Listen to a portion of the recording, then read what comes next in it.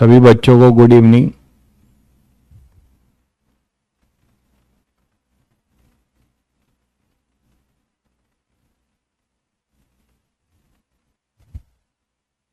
आप लोगों का कमेंट नहीं आ रहा है।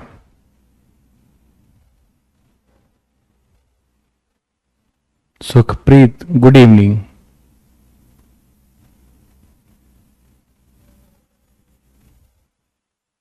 Sukhpreet good evening. बाकी बच्चे कहाँ हैं भाई? जल्दी जल्दी आइए, लेट हो रहे हो आप। लेट हो रहे हो, आज लेट क्लास है इसलिए लेट हो रहे हो क्या? रुद्र रजत गुड इवनिंग।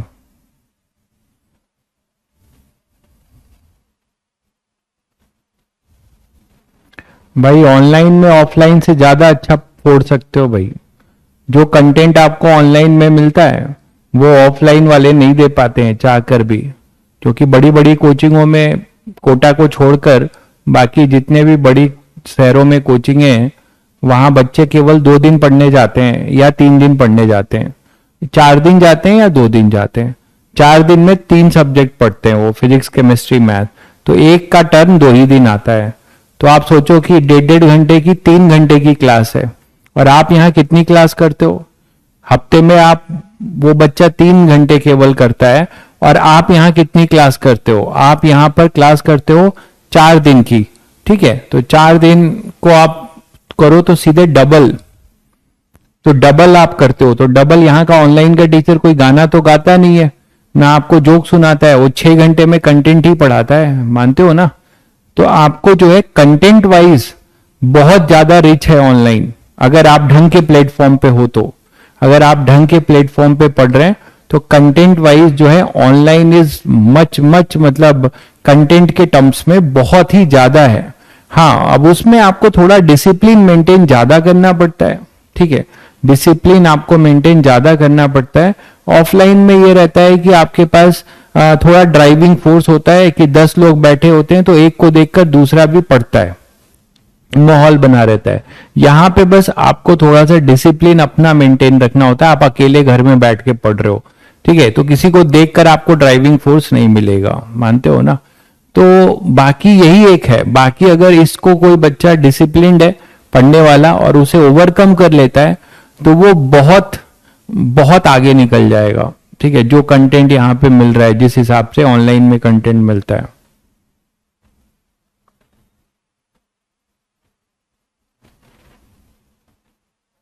ठीक है, चलिए, तो होपफुली आप लोगों ने डीपीपी जो है मोशन अंडर ग्रेविटी तक की निपटा ली होगी। मोशन अंडर ग्रेविटी तक की डीपीपी नहीं, ग्राफ तक की निपटा ली होगी। मोशन अंडर ग्रेविटी की डीपीपी आपकी गई है, अपलोड नहीं हुई है तो आज शायद हो जाएगी। तो आप उसे निपटाते जाइए जल्दी जल्दी, ठीक है। और क्वेश्चंस भी हो रहे होंगे होपफुली आप लोगों के डीपीपी के। और टेस्ट के लिए तैयार रहिए। आपका जो नेक्स्ट टेस्ट है वो जेई एडवांस का टेस्ट है, ठीक है। तो जेई एडवांस में 2 पेपर होंगे, पेपर 1 और पेपर 2, ठीक है। टाइप ऑफ क्वेश्चंस कैसे होंगे? इंटीजर टाइप क्वेश्चंस होंगे जिसमें 1 से लेके 9 तक के इंटीजर्स आ सकते हैं। राउंड ऑफ वाले भी इंटीजर होते हैं, एक जो आप 22.02 राउंड ऑफ करते हो। सिलेबस आपका जो है जेई एडवांस के लिए जो सिलेबस होगा वो पूरा का पूरा आपका जो है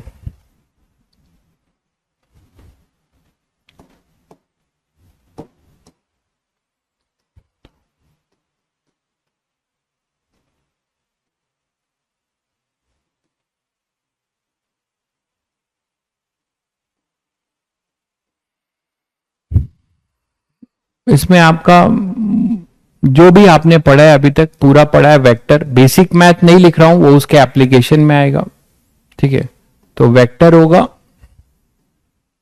और काइनेमेटिक्स में जो आपने पढ़ा है, काइनेमेटिक्स में आपने अभी तक जो पढ़ा है दैट इज डिस्टेंस, डिस्प्लेसमेंट, ये पूरा पढ़ा है ना, ये सब है ना। एवरेज वेलोसिटी, इंस्टेंटेनियस वेलोसिटी, ठीक है। उसके बाद से एवरेज एक्सेलरेशन,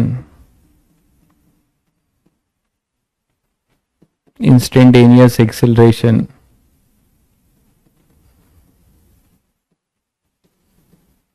उसके बाद से फिर काइनेमेटिक्स इक्वेशंस,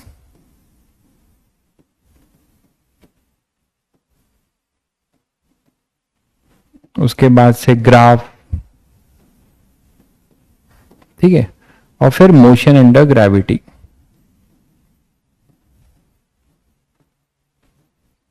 यहां तक आपका रहेगा सिलेबस, ये सिलेबस है भाई, ठीक है, ठीक है, जहां तक आपको पढ़ाया गया है। प्रोजेक्टाइल नहीं आएगा, प्रोजेक्टाइल नहीं आएगा, वो नेक्स्ट में आएगा। प्रोजेक्टाइल नहीं आएगा भाई, ठीक है, प्रोजेक्टाइल नहीं आएगा, इसलिए मैंने लिख दिया है, पूरा एक एक करके लिख दिया है कि आपको कोई डाउट ना हो। तो ये अपना सिलेबस है, ठीक है, तो आप तैयारी अच्छे से करिए। चलिए, तो अपना नेक्स्ट चैप्टर है प्रोजेक्टाइल मोशन। और प्रोजेक्टाइल मोशन बिल्कुल अब आपके लिए नया नहीं है, बिल्कुल आप सीट आपकी अपलोड हो जाएगी, ठीक है, सीट में थोड़ा टाइम लग रहा है, सीट आपकी अपलोड हो जाएगी। टफ का लेवल तो देखो, इसमें मैं बताऊं आपको, टफ का लेवल ऑब्वियसली जेई एडवांस का पेपर है तो टफ तो रहेगा, ठीक है, जैसा जेई एडवांस का रहता है वैसे ही रहेगा। बट इस टॉपिक, अभी उतना आपने कुछ पढ़ा नहीं है तो इस टॉपिक पे टफ भी रहेंगे, इजी भी रहेंगे, बट जेई मेंस जैसा इजी नहीं होगा, कि आप समझते हो, टफ रहेगा, थोड़ा आपको अलग सोचना पड़ेगा क्वेश्चंस में, ठीक है, लेकिन जो भी आपने पढ़ा है उसी के जैसा होगा, ठीक है। आपको जितना भी जिस लेवल का कराया गया है वो आपको बहुत सारी चीजें कराई गई हैं, बहुत तरीके की, बहुत तरीके का अप्रोच दिया गया है, सब वो आप यूज करेंगे उसमें।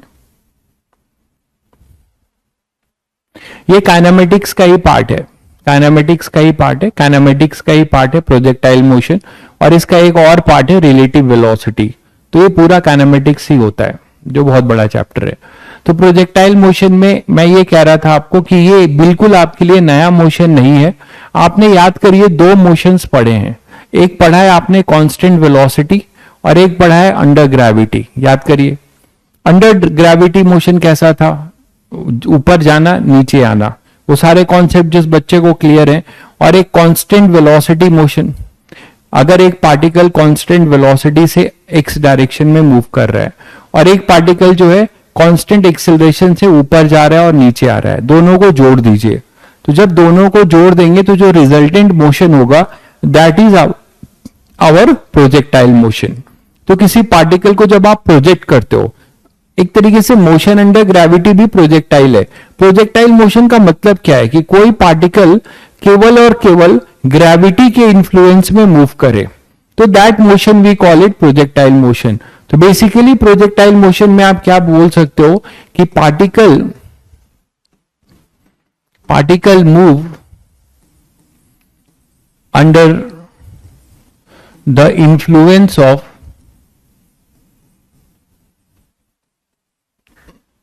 Of gravitational force, gravitational force, ठीक है। तो किसी ग्रेविटेशनल फोर्स के इन्फ्लुएंस में पार्टिकल मूव करे तो, और कोई फोर्स ना लगे, और कोई फोर्स ना लगे, तो ऐसे फोर्स को, ऐसे मोशन को आप क्या कहते हो, प्रोजेक्टाइल मोशन कहते हो, ठीक है। अब इसमें प्रोजेक्टाइल मोशन आपने एक टाइप पढ़ा कि पार्टिकल को आपने ऐसे ऊपर फेंक दिया पूरा, ठीक है, तो वो पूरा सीधे ऊपर गया, सीधे नीचे आया, और उसमें एक्सेलरेशन ड्यू टू ग्रेविटी क्या था, जी था, ठीक है। आवाज आ रही सभी बच्चों को प्रॉपर? ऑडियो बताइएगा, सभी बच्चों को प्रॉपर आवाज आ रही है भाई? सभी बच्चों को आवाज प्रॉपर आ रही क्या? एक बार यस लिख दीजिए। आपने लेट ज्वाइन नहीं किया है, ठीक है, अभी अभी क्लास शुरू, या डोंट वरी, ठीक है, ओके, ठीक है, आवाज आ रही, तब क्यों बोल रहा है कि आवाज प्रॉपर नहीं है? चलिए ठीक है, ठीक है, आगे बढ़ते हैं।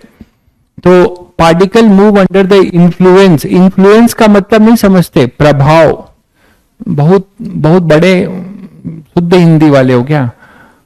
प्रभाव, हमें लिखना भी नहीं आता क्या? प्रभाव, इसे हम कहते हैं इन्फ्लुएंस। जैसे आप किसी के इन्फ्लुएंस में आ जाते हो, किसी के बहकावे में आ जाते हो यूट्यूब देख देख के, है ना भाई? इन्फ्लुएंस का मतलब अभिषेक समझ में आ गया अब आपको? ठीक है, इन्फ्लुएंस का मतलब होता है प्रभाव, किसी के बहकावे में आ जाना, that we call it influence. तो यहां अपना जो स्टोन है वो ग्रेविटी के इन्फ्लुएंस में है भाई। ठीक है, तो वो सीधे गया सीधे आया, ये भी एक प्रोजेक्टाइल मोशन है। ठीक है, ये भी अपना क्या है? प्रोजेक्टाइल मोशन है, समझ गए? लेकिन अब इस पत्थर को जरूरी नहीं है कि हम सीधे वर्टिकल फेंकें। ठीक है, हम उसको थीटा एंगल पे भी फेंक सकते हैं। तो अगर आप देखो कि ये जो प्रोजेक्टाइल है, अगर particle projected, if particle is projected obliquely, अब इसमें भी पूछेंगे ये क्या होता है? ऑब्लिकली लिख दे रहा हूं, at an angle, at a certain angle,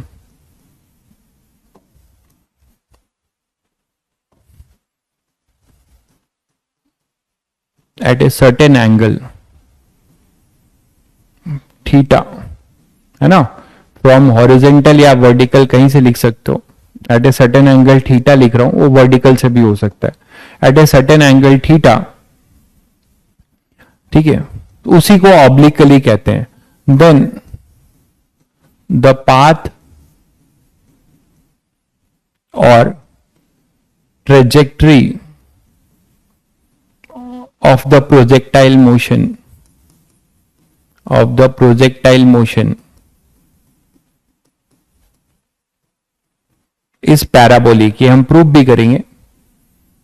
ठीक है, तो अभी आपने मोशन अंडर ग्रेविटी में जो प्रोजेक्टाइल मोशन पढ़ा वो स्ट्रेट लाइन पाथ था, पढ़ा ना? ठीक है, सीधे आपने क्या किया? सीधे आपने क्या किया? सीधे फेंक दिया। तो वो जो प्रोजेक्टाइल था उसका लोकस कैसा था? सीधे गया सीधे आया, स्ट्रेट लाइन। ठीक है, लेकिन अगर आप उसी स्टोन को अगर किसी थीटा एंगल से फेंकते हो, देन द पाथ और trajectory of the projectile motion is parabolic. ठीक है, तो इस प्रोजेक्टाइल मोशन का जो ट्रेजेक्ट्री या पाथ होगा वो कैसा होगा? पैराबोलिक होगा। ठीक है, तो इसी के बारे में हम पढ़ेंगे, ऐसे ही मोशन के। तो इसके बारे में एजम्पशन देखें, किस एजम्पशन पे हम पढ़ रहे होंगे ये चैप्टर। तो हमारा जो एजम्पशन है, ये एजम्पशन तो खैर यहीं पे क्लियर है डेफिनेशन से ही, कि यहां पे लिखा है कि project particle move under the influence of gravitational field only. मतलब हम कोई भी एयर रेजिस्टेंस नहीं लेंगे या कोई और दूसरा फोर्स नहीं लेंगे। ठीक है, तो कोई दूसरा फोर्स हम नहीं लेंगे, केवल क्या होगा? ग्रेविटेशनल फोर्स होगा। तो ऐसे ही मोशन को हम क्या नाम देते हैं? प्रोजेक्टाइल। ठीक है, तो एज्यूम, ये एज्यूम लिखना ठीक नहीं है, यहां डिफिनेशन में क्लियर है, फिर भी लिख दे रहा हूं। एज्यूम, एजम्पशन जो है,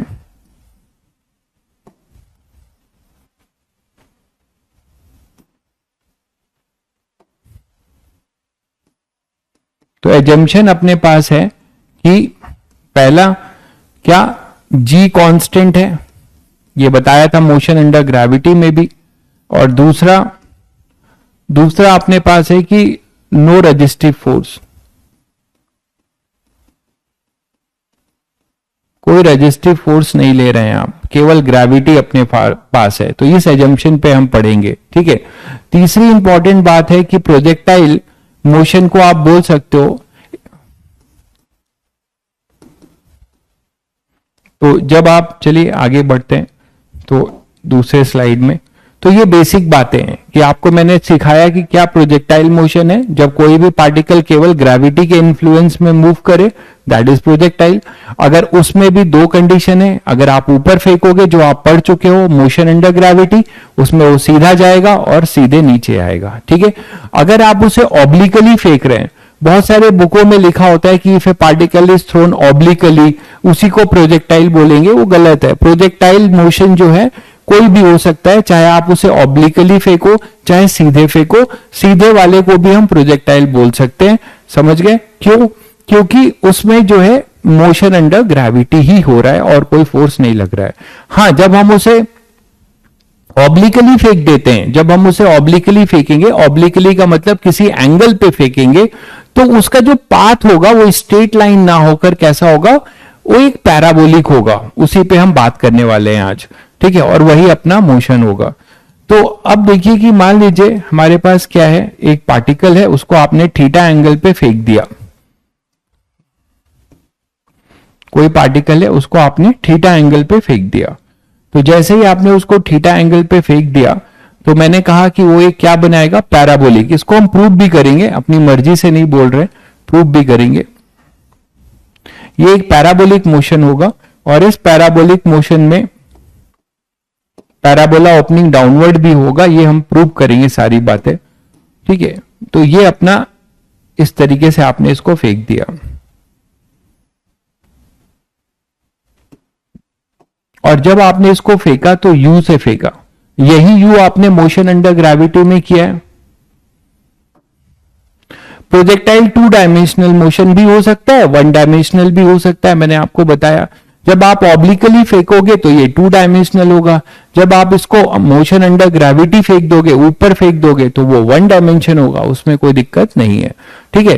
तो ऑब्लिकली फेंकेंगे तो it will be A 2 dimensional motion. देखिए 2 डायमेंशन है, यही केस हम पूरे चैप्टर में पढ़ेंगे, क्योंकि मोशन अंडर ग्रेविटी हम लोग पढ़ चुके हैं। तो उसको अब हम उसके आगे जो पढ़ रहे हैं 2D में पढ़ रहे हैं, कि हमने इसको U से फेंक दिया, और इस प्रोजेक्टाइल का जो प्लेन है वो XY प्लेन है। देखिए ये X है और ये अपना क्या है, Y है, और आपने इसको थीटा से फेंका है। तो जिस एंगल से फेंका है इसको हम नाम देते हैं क्या, theta is hour angle of projection. इसको हम पढ़ते हैं एंगल ऑफ प्रोजेक्शन, ठीक है। थीटा को हम क्या बोलते हैं, एंगल ऑफ प्रोजेक्शन। इसी तरीके से हम यू को बोलते हैं स्पीड ऑफ प्रोजेक्शन। किस स्पीड से आपने इनिशियली फेंका, स्पीड ऑफ प्रोजेक्शन, ठीक है। तो अगर आप इसको ऐसे फेंकोगे तो आप सबको पता है कि इसमें क्या होगा भाई, पार्टिकल इस ट्रेजेक्ट्री को फॉलो करेगा, तो इसकी जो वेलोसिटी, एक्सेलरेशन, यहां पर अगर कहीं पर होगे तो इसका वेलोसिटी वेक्टर कुछ ऐसा होगा, है ना, धीरे धीरे, और फिर ये यहां पर आएगा, तो हाईएस्ट पॉइंट पे इसका पूरा का पूरा वेलोसिटी ऐसा हो जाएगा। फिर ये नीचे जा रहा होगा, नीचे जा रहा होगा, तो फिर से एक ऐसी हाइट पे होगा जब फिर से वही वेलोसिटी वेक्टर गेन करेगा सेम हाइट पे, और फिर जब ये ग्राउंड पर आ रहा होगा, ग्राउंड पे ऐसे आ रहा होगा, तो ये फिर से वही यू अटेंड करेगा। तो ये अपना है प्रोजेक्टाइल मोशन, ठीक है। अब इस प्रोजेक्टाइल मोशन में कुछ टर्म्स हैं, ठीक है, उसको भी देखते हैं। लेकिन मैं आपको ये बताना चाह रहा हूं कि ये 2D मोशन है, 2 डायमेंशनल मोशन है, 2 डायमेंशनल मोशन है। दिख रहा है आपको, जब हमने ऑब्लिकली फेंका है तो 2 डायमेंशनल मोशन है, ठीक है। तो साइमल्टेनियसली एक्स डायरेक्शन में भी चीजें बदल रही होंगी और वाई डायरेक्शन में, क्लियर है। तो अब अगर आप ध्यान से देखो, आपने ये सब काइनेमेटिक्स में किया है ऐसे क्वेश्चन, आर वेक्टर दिया है तो वी वेक्टर निकालो, है ना, उसको डिफरेंशिएट, तो आप वेक्टर का हेल्प लेते हो। तो अगर आप यहां से देखो तो इसका अगर कंपोनेंट ब्रेक करते हो, इस प्रोजेक्टाइल का जो कंपोनेंट, मतलब स्पीड ऑफ प्रोजेक्शन के 2 कंपोनेंट है, एक आपको वेलोसिटी एक्स डायरेक्शन में मिलेगी और एक वेलोसिटी आपको वाई डायरेक्शन में मिलेगी। दिख रहा होगा कितनी मिलेगी, वो आपको मिलेगी इधर u cos थीटा, ये है ux, इनिशियल वेलोसिटी इन एक्स डायरेक्शन। इसी तरीके से ये uy है जिसको आप बोल रहे हैं u sin theta, that we call it initial velocity in y direction, and this is our net velocity vector, ठीक है, this is our net velocity vector. तो ये u है। अब किसी टाइम ये t इक्वल टू 0 पर आपने फेंका, किसी time t equal to t पर आओगे तो इसकी वेलोसिटी चेंज होगी, ये v है जैसे, तो यहां पर भी इसके 2 कंपोनेंट होंगे, एक vx होगा और एक vy होगा, ठीक। और फिर जब ये यहां पे सेम हाइट पे आएगा जो आपने मोशन अंडर ग्रेविटी में भी पढ़ा है, तो ये फिर से वही v अटेंड करेगा और इसके पास फिर से इधर vx और vy होगा। हाईएस्ट पॉइंट पे आप देखो क्या हो रहा है, हाईएस्ट पॉइंट पे इसके पास केवल vx रहेगा, vy क्या हो जाएगा, 0 हो जाएगा। दिख रहा है ना सभी को। तो आप लोगों को थोड़ा बहुत फील आ रहा होगा कि आप यहां पर क्या कर सकते हैं कि इसको x में और y में अलग अलग देख सकते हैं। आप मुझे बताओ कि इसमें ग्रेविटी कैसी लग रही है। ग्रेविटी तो हमेशा और हमेशा कैसा लगेगा, नीचे। एक्सेलरेशन ड्यू टू ग्रेविटी हमेशा कैसा लगेगा, नीचे। तो अगर इस मोशन को बिना कुछ सोचे आप इसको दो अलग अलग पार्ट में देखो, एक y डायरेक्शन में मोशन को देखो और एक x डायरेक्शन में मोशन को देखो, तो आपको क्या मिलेगा। x डायरेक्शन में कोई फोर्स नहीं है, यहां पे एक्सेलरेशन क्या हो जाएगा, 0। और y डायरेक्शन का एक्सेलरेशन कितना है, y डायरेक्शन का आप देख रहे हो कि एक्सेलरेशन कितना है, ay कितना है, g है। वेक्टर लिखोगे तो मतलब -g है। तो सभी बच्चे ये समझ पाए कि सर ये तो एक तरीके से कॉम्बिनेशन ऑफ टू मोशन है। अगर यहां पे ax 0 है तो इस डायरेक्शन में यूनिफॉर्म वेलोसिटी मोशन है और इस डायरेक्शन में मोशन अंडर ग्रेविटी वाला है, ऊपर जाना नीचे आना। तो अब अगर आप इसको कॉम्बिनेशन से देखना चाहो तो आप इसको ऐसे देख सकते हो कि this is a combination of two type of motion. इसको आप बोल सकते हो कि this is a combination of two type of motion. क्या क्या, एक आपके पास यूनिफॉर्म वेलोसिटी मोशन, अगर ये आप देख पा रहे हो तो यहां से आपके लिए बिल्कुल नया टॉपिक नहीं है। एक आपके पास क्या दिख रहा है कि ये यूनिफॉर्म वेलोसिटी है, एक्स डायरेक्शन में यूनिफॉर्म वेलोसिटी कितने से जा रही है, u cos थीटा से ux, जो कि कांस्टेंट है। कितना है, u cos थीटा, ये बदलेगा नहीं क्योंकि एक्सेलरेशन यहां पे 0 है। प्लस एक आपके पास है कि पार्टिकल जो है y डायरेक्शन में आपने इसको फेंक दिया u से, जैसे आपने u से फेंका था वहीं आपके पास uy है। ठीक है, तो ये अपने पास uy है और uy कितना हो जाएगा, u sin थीटा। तो ये u sin थीटा से ऊपर गया, आपने अभी अभी पढ़ के आए हो मोशन अंडर ग्रेविटी, तो आपको क्या मिलेगा, फिर से ये नीचे किससे आएगा, u sin थीटा से। वहां u से फेंकते थे और हाईएस्ट पॉइंट पे वेलोसिटी 0 होती थी ना, ये वही चीज है कि जहां पर vy 0 है। और क्यों 0 है सबको पता है कि इस डायरेक्शन में इसको रिटार्डेशन मिल रहा है। यहां से ऊपर से नीचे से ऊपर जाना, मतलब ये a है, अगर ये b है और अगर ये c है, तो इस जर्नी को आप यहां दिखा सकते हो। a ये है, u sin थीटा से फेंका, मोशन अंडर ग्रेविटी, रिटार्डेशन, तो b तक आते आते इसकी वेलोसिटी 0 हो गई। यहां पर vy 0 हो गया, दिख रहा है, रिटार्ड हो रहा है। और फिर यहां से 0 से फिर एक्सेलरेट हुआ, और जब एक्सेलरेट होगा तो फिर से c पर आएगा। और आपको पता है कि जिस स्पीड से आएगा फेंका था उसी स्पीड से अपने पास आएगा। y ax 0, बहुत टैलेंटेड लोग मौजूद है यहाँ पे। अरे भैया ax कब लगता है, जब आपके पास कोई फोर्स आता है ना, इतना तो पढ़ा होगा आपने, F = ma। जब कोई फोर्स होगा तो एक्सेलरेशन होगा। x डायरेक्शन में हमारे पास कोई भी फोर्स नहीं है, जबकि y डायरेक्शन में mg है, तो उस mg की वजह से यहां एक्सेलरेशन ड्यू टू ग्रेविटी आया है। जबकि x डायरेक्शन में हमारे पास कोई भी फोर्स नहीं है, इसीलिए अपना ax 0 है और ये वेलोसिटी कांस्टेंट है। तो आप इसको दो तरीके से देख सकते हो, क्या कि प्रोजेक्टाइल मोशन को एक x डायरेक्शन क्या बोल सकते हो, यूनिफॉर्म वेलोसिटी मोशन।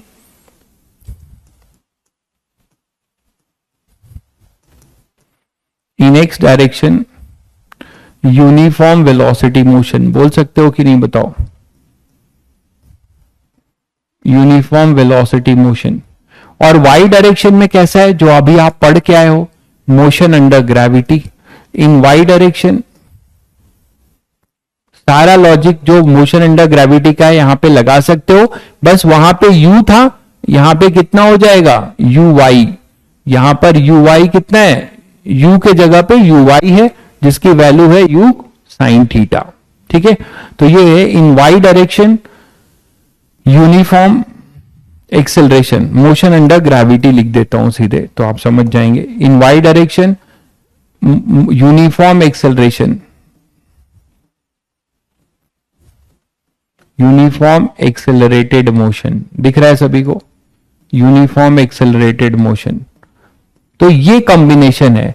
तो अब आप ये देख पा रहे हो कि जिसको आपने ऐसे फेंका था वो ऊपर गया था और इसी से नीचे आया, लेकिन अब उसी को आप दौड़ा भी रहे हो किस डायरेक्शन में, एक्स डायरेक्शन में, तो ये जो प्रोजेक्टाइल जो पहले सीधा जा रहा था और सीधा आ रहा था, अब एक्स डायरेक्शन के मोशन से ये थोड़ा आगे फैल भी जाएगा, इसीलिए ये स्ट्रेट लाइन ना बनके एक पैराबोलिक ट्रेजेक्ट्री बनता है। यहां तक सभी को क्लियर है कि योर ऑब्लिकली जब आप फेंकोगे तो ये प्रोजेक्टाइल एक कॉम्बिनेशन होगा यूनिफॉर्म वेलोसिटी का एक्स डायरेक्शन में जहां पे कोई फोर्स नहीं है, एक्सेलरेशन 0 है, और वाई डायरेक्शन में ये होगा। तो कितने बच्चे अब यहां पर 3 टर्मिनोलॉजी में बोलने जा रहा हूं जिसका डायरेक्ट आंसर देने वाले हैं, वो ये कि 3 टर्म है यहां पे, time of flight, maximum height और रेंज। तो टाइम ऑफ फ्लाइट क्या होता है, ग्राउंड से ग्राउंड पे आना, टोटल इसका टाइम ऑफ फ्लाइट का मतलब कितने टाइम तक ये हवा में था, मतलब आप ग्राउंड से आपने इसको फेंका और फिर से ग्राउंड पर आके गिर जाए, तो इस पूरे जर्नी के टाइम को हम कहते हैं टाइम ऑफ फ्लाइट। और इस पूरे जर्नी में वो अपनी मैक्सिमम हाइट, सभी को दिख रहा है मैक्सिमम हाइट कितना है, ये है मैक्सिमम हाइट बीच वाला पार्ट, तो इसे हम कहेंगे एच मैक्स। और ये जिसने एक्स डायरेक्शन में इसने जितनी दूरी तय की होगी उसे हम कहेंगे रेंज। तो यहां पे 3 टर्म है जो आपके लिए इंपॉर्टेंट हैं, वो है अपने पास range, time of flight, range और मैक्सिमम हाइट। तो अगर हम टाइम ऑफ फ्लाइट की बात करें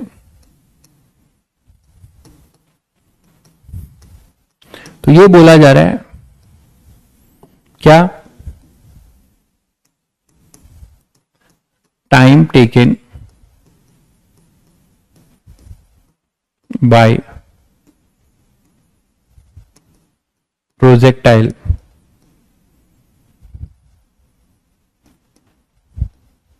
फॉर द होल जर्नी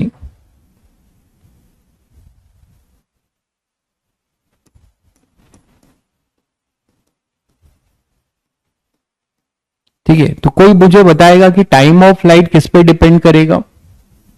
बिल्कुल, वेरी गुड, बहुत बढ़िया बहुत बढ़िया रुद्र, आपने बहुत सही बोला।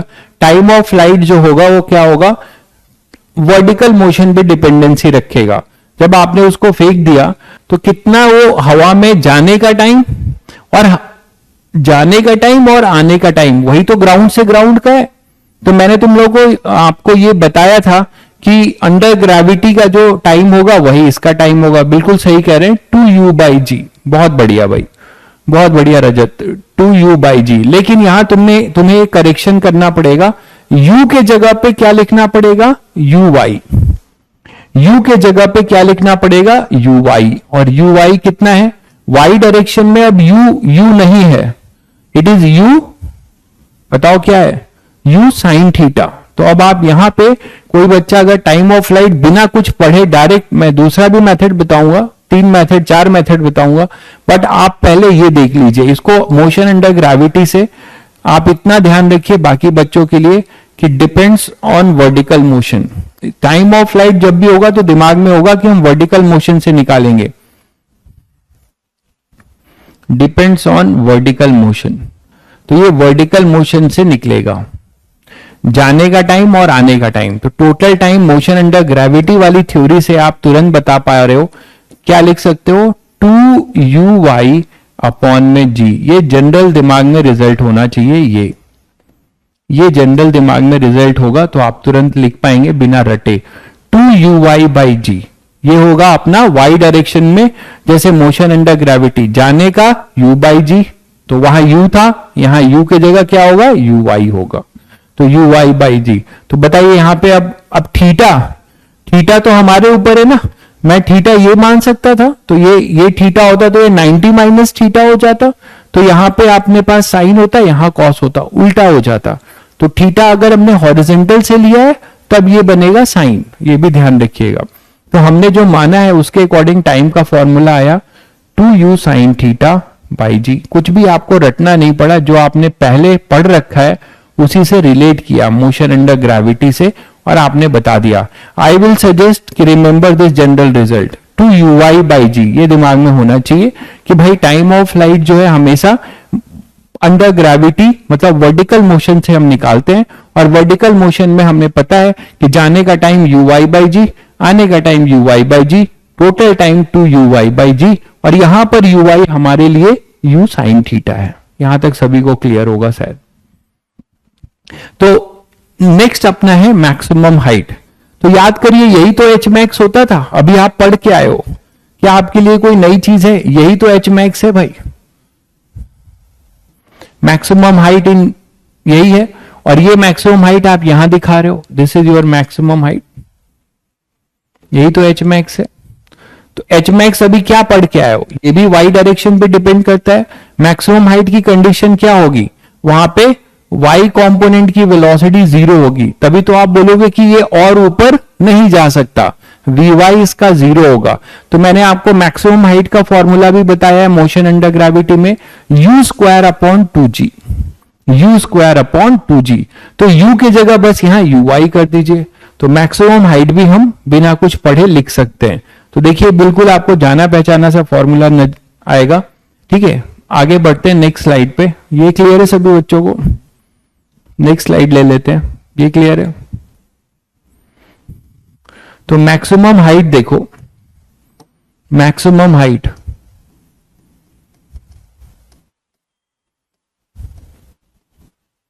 तो मैक्सिमम हाइट के लिए आप बोलोगे सीधे सीधे डिपेंड्स अपॉन, फिर से दो चीजें जो है हमेशा किस पे डिपेंड करेंगी? वर्टिकल मोशन पे।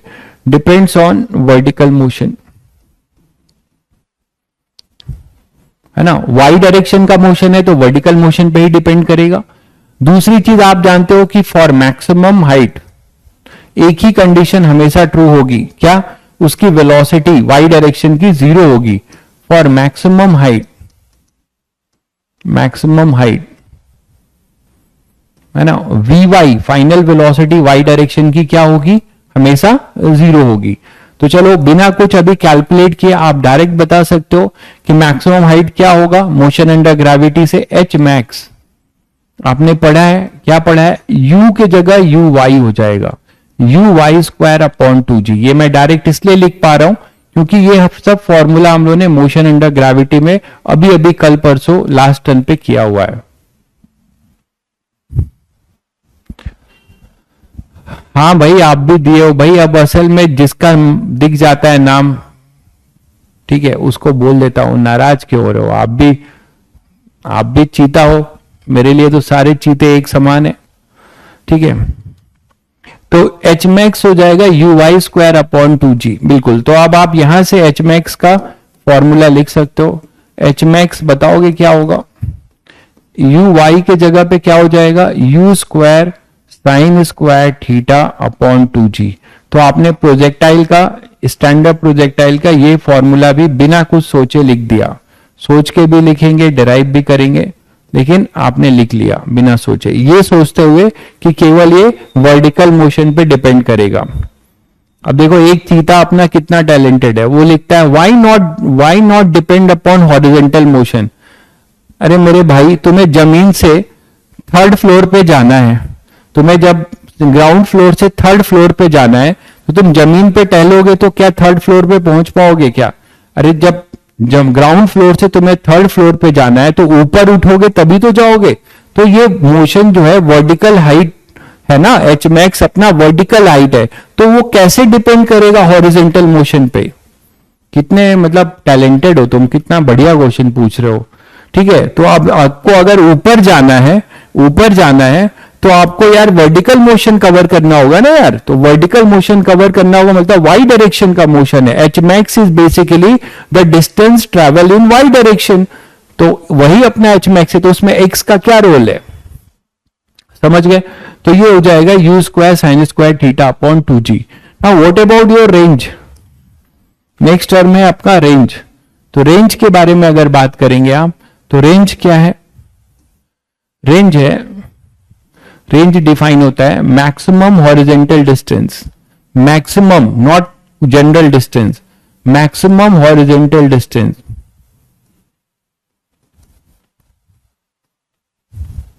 Maximum horizontal distance covered by the particle,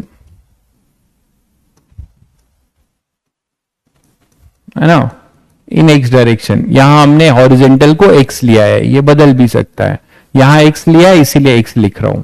तो maximum horizontal distance covered by the particle in x direction.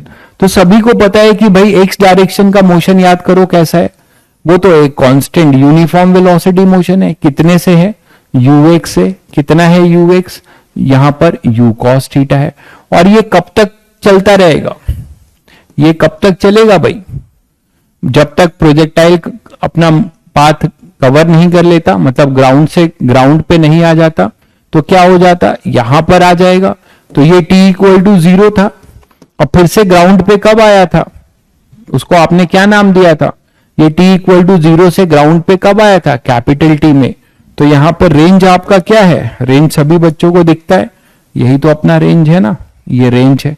Maximum horizontal distance covered, that is your R range. ठीक है, यही अपना आर है। क्लियर है? तो आप मुझे बताओगे कि रेंज के लिए क्या करोगे आप लोग? रेंज के लिए क्या करोगे? रेंज के लिए क्या करोगे?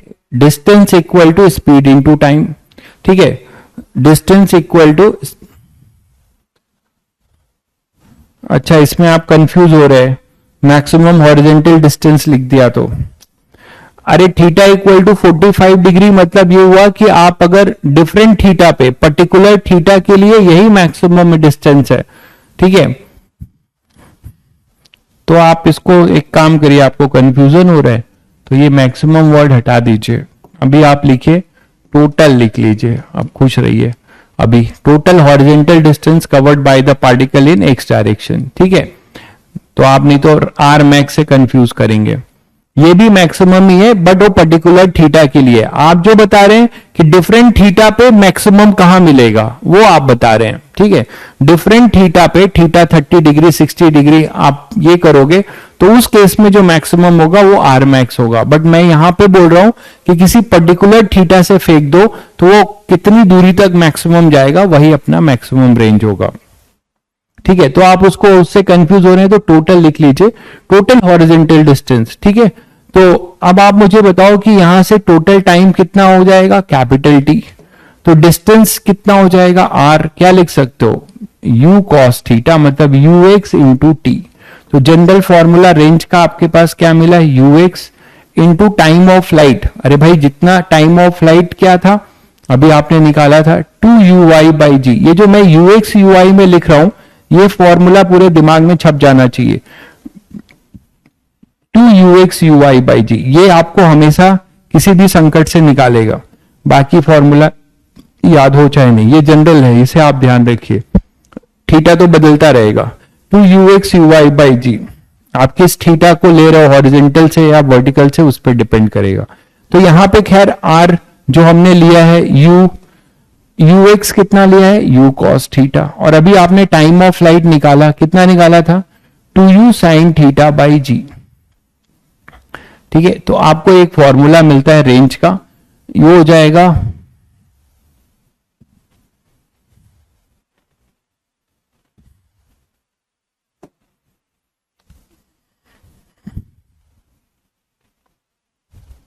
ये 2uy बाई जी, तो 2ux uy बाई जी होना चाहिए ना। 2 लिख दिया है क्या मैंने? यहां पे 2 क्यों लिखा? ये तो ux हो गया, ये ux हो गया, ये ux हो गया, और ये t हो गया, है ना। तो कितना हो गया? 2u square sine theta cos theta by g. और रेंज को आप लिख सकते हो u स्क्वायर, ये 2 साइन थीटा कॉस थीटा, सभी बच्चों को फॉर्मूला पता होगा, ये साइन 2 थीटा होता है। तो इसको आपने लिखा u square sine 2 theta by g, u square sine 2 theta by g. तो जो आपने माना था उसके अकॉर्डिंग रेंज आपका मिल गया, ये u square sine 2 theta by g. ठीक है, तो आपने ये देखा कि टोटल जो डिस्टेंस कवर्ड है वो हम यूनिफॉर्म वेलोसिटी से देखकर लिख रहे हैं। यूनिफॉर्म वेलोसिटी मोशन है, कब तक मोशन कर रहा है? जब तक पार्टिकल ग्राउंड से ग्राउंड पर नहीं गिरता, और ग्राउंड से ग्राउंड पे गिरने का जो टाइम है उस टाइम से आप इस स्पीड को मल्टीप्लाई कर दोगे तो आपको क्या मिल जाएगा? Total distance covered in horizontal direction. तो दैट इज योर रेंज। तो ये बेसिक चीजें हैं जिसको आपने दो मोशन को अलग अलग देखकर लिख लिया। ठीक है। Time of light why not depend upon horizontal motion. अरे मेरे भाई, टाइम ऑफ लाइट अगर ग्राउंड से ग्राउंड पर, अगर वो आप ग्राउंड पे ही खड़े रहोगे तो ऊपर कैसे जाओगे, पूरा मोशन कैसे होगा भाई। टाइम ऑफ लाइट, आपने मोशन अंडर ग्रेविटी पढ़ लिया, उसके बाद ये पूछ रहे हो आप कि आपको मैंने स्टोन जब ऊपर फेंका था तो ऊपर, नीचे से ऊपर जाना और ऊपर से नीचे आना, यही तो टाइम टेकन है। अरे ग्राउंड पे ही खड़े रहो, ग्राउंड पे हमेशा के लिए खड़े रहो तो कोई टाइम लगेगा क्या, बताओ आप, कोई टाइम लगेगा? आप ग्राउंड पे हो, ग्राउंड पे ही हो इनफाइनाइट टाइम तक, तो आपका कोई मोशन हो ही नहीं रहा है। तो मोशन जब होगा, ऊपर जाना और ऊपर से नीचे आना, तो ये वाई डायरेक्शन का ही तो मोशन है। तो वाई डायरेक्शन में कितना ट्रैवल किया आपने ऊपर, और फिर वहां से फिर नीचे कितना गए, तो वाई डायरेक्शन की जर्नी में ही टाइम कंज्यूम हो रहा है ना भाई, इसीलिए हम उसको लिख रहे हैं। तो ये मैंने आपको डायरेक्ट रिजल्ट्स बता दिया, ठीक है। ये रिजल्ट्स मैंने आपको डायरेक्ट बता दिया, किसके लिए, मोशन अंडर ग्रेविटी को देखते हुए, ठीक है। चलिए अब जो है जनरल तरीका सीखते हैं कि हम जनरल इक्वेशंस कैसे लिख सकते हैं, ठीक है। जनरल इक्वेशंस हम कैसे लिख सकते हैं, तो जनरल इक्वेशन कैसे लिखें, देखिए, क्योंकि फॉर्मूले पे सवाल नहीं आएंगे आईटी एडवांस में, आपको जनरल अप्रोच आना चाहिए। वो भी आप लिख सकते हो कि जनरल इक्वेशंस कैसे लिखें, लिखना सीखें, बहुत आसान है। जनरल इक्वेशंस आप कैसे लिखोगे, आप जनरल इक्वेशन लिखोगे दोनों के मोशन को देखकर, जो मैंने अभी आपको सिखा दिया। जैसे किसी जनरल टाइम की बात करें,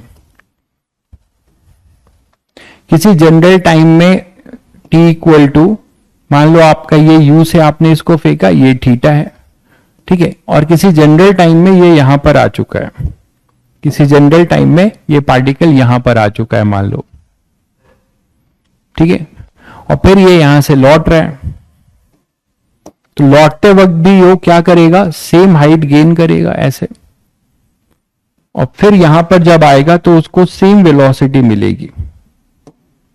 तो आप ये एक जनरल अप्रोच, जनरल सारे रिजल्ट्स लिख सकते हो, यहां पे आप उसको सेम वेलोसिटी v मिलेगी, मानते हो कि नहीं।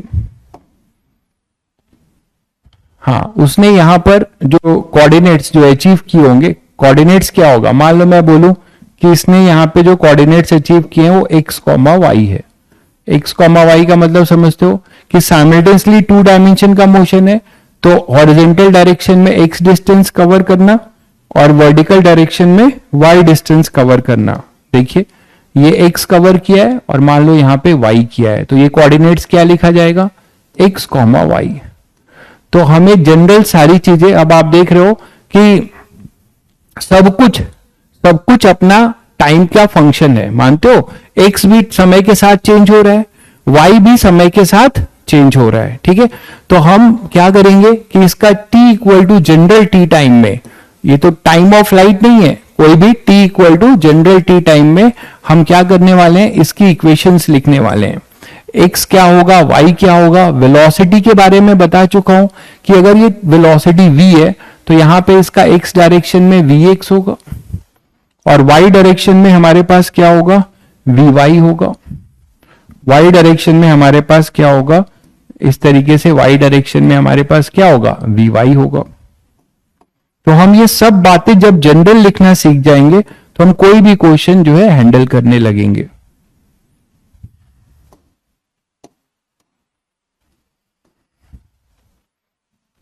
तो ये अपना vy होगा। आप बोलो सर एक्सेलरेशन के लिए क्यों परेशान हो, वो तो हमेशा एक ही होगा, यूनिफॉर्म है, वो हमेशा g होगा, ठीक। तो चलिए अब लिखते हैं मोशन इन x डायरेक्शन।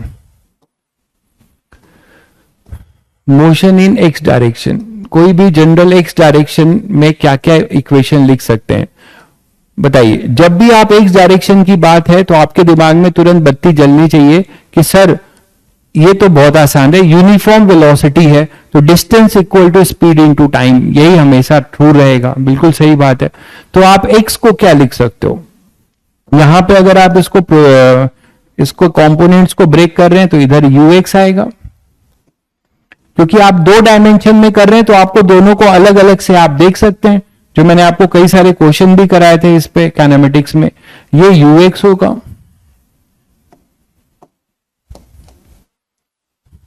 ये अपना यूएक्स होगा, और ये अपना यूवाई होगा, ठीक ना।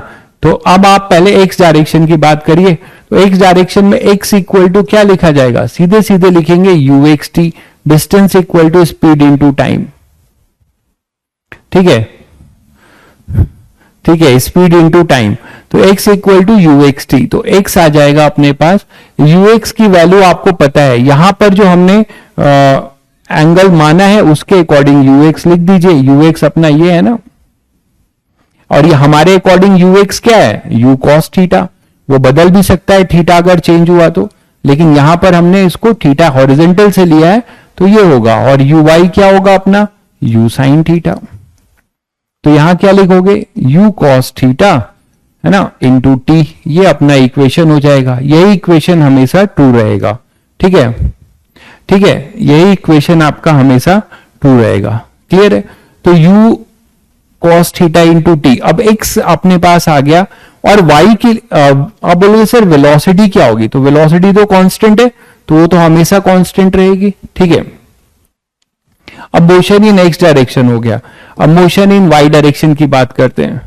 तो मोशन इन वाई डायरेक्शन की जब भी बात होगी तो आपके दिमाग में होना चाहिए कि सर जितने भी 3 काइनेमेटिक्स इक्वेशंस हैं वो हम यूज कर सकते हैं, क्योंकि यहां पे a इक्वल टू अपना क्या रहेगा, g कांस्टेंट।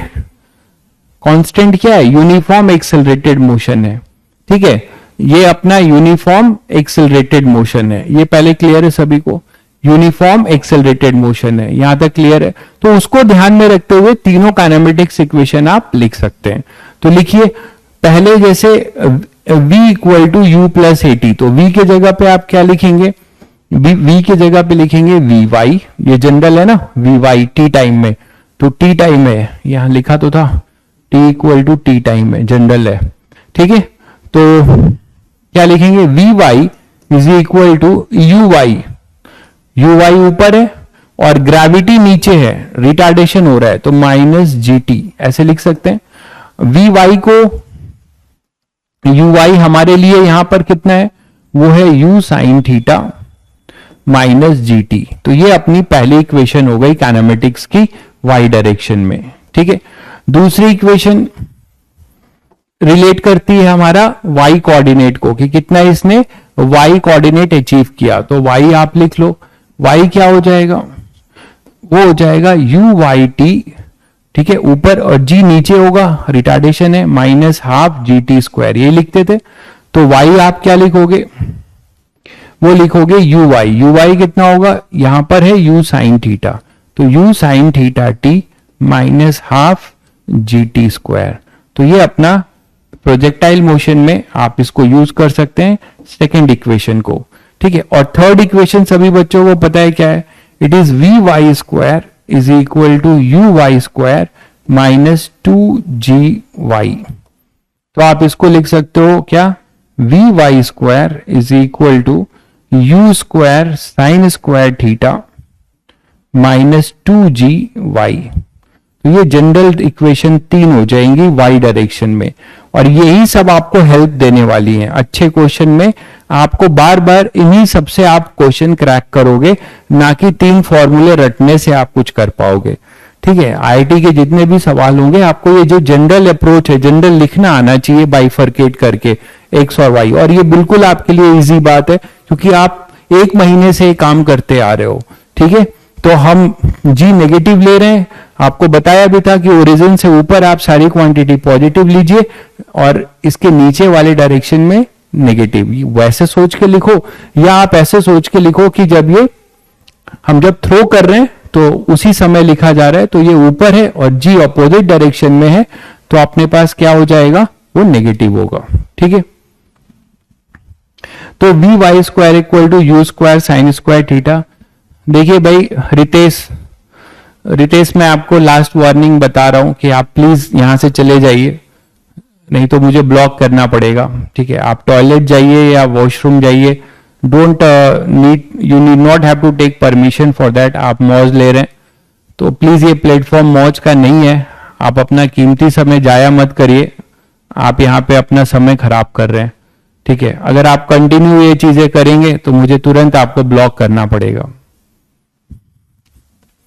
तो V Y square equal to U square sine square theta minus 2GY, और ये अपने पास आ जाएगा। तो ये 3 इक्वेशंस आपके लिए इंपॉर्टेंट है। तो अब आप पूछ सकते हो कि सर क्या इन 3 इक्वेशन से भी हम time of flight, maximum height और रेंज निकाल सकते हैं? बिल्कुल निकाल सकते हैं। ठीक है, आप खुद सोचो कि अगर मुझे टाइम ऑफ फ्लाइट निकालना है, इस इक्वेशन से टाइम ऑफ फ्लाइट निकालना है, मान लो आपके स्कूल में प्रूव आता है, तो उसको आप ऐसे करेंगे, डायरेक्ट लिख के नहीं आ जाएंगे। ठीक है, तो टाइम ऑफ फ्लाइट अगर आप करोगे तो यहां पर आपको तुरंत चमकना चाहिए कि सर टाइम ऑफ फ्लाइट तो हमेशा वाई डायरेक्शन पे है। ठीक है, टाइम ऑफ फ्लाइट हमेशा जो है वाई डायरेक्शन पे डिपेंड करता है। तो वाई डायरेक्शन में टाइम ऑफ फ्लाइट में क्या है, देखो ये t इक्वल टू 0 था और ये पूरा था t equal to capital T, मानते हो? तो ये वो टाइम है जब y कोऑर्डिनेट, ये जो जनरल y कोऑर्डिनेट की इक्वेशन लिखे हो, यहां आने पे ये y कोऑर्डिनेट 0 हो जा रहा है। आप देख रहे हो यहां पर क्या होगा, फिर से ये ग्राउंड पर आ चुका होगा, तो इसके कोऑर्डिनेट्स होंगे, ये डिस्टेंस हमने अभी पढ़ी r होता है, तो ये हो जाएगा अपना r,0, ये हो जाएगा अपना r,0। ठीक है, ये हो जाएगा r,0। तो ये इसका मतलब वो टाइम है जब y कोऑर्डिनेट 0 से फिर से 0 हुआ है। ये वो टाइम है जब अपना y कोऑर्डिनेट, जब आपने t इक्वल टू 0 पे फेंका तो